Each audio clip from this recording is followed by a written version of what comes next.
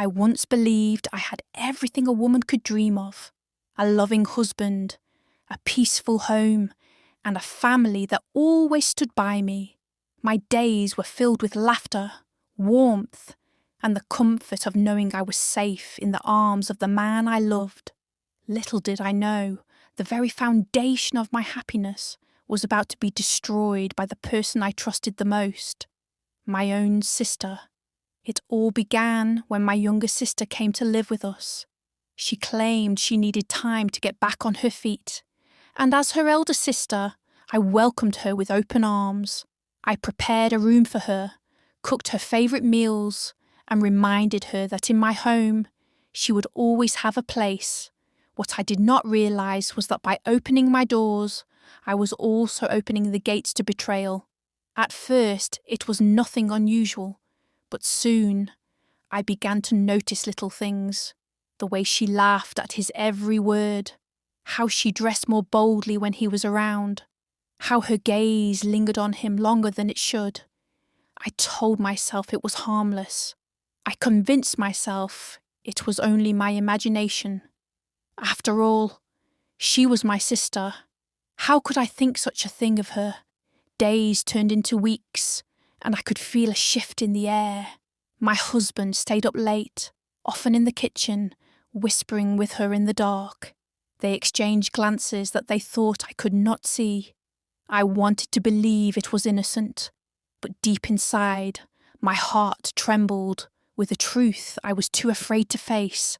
One evening, I returned home earlier than expected, and there it was, the betrayal I had tried so hard to deny.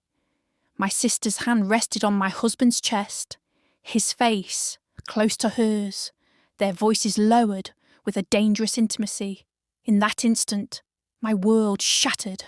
I stood frozen, my heart breaking into pieces I could never gather again.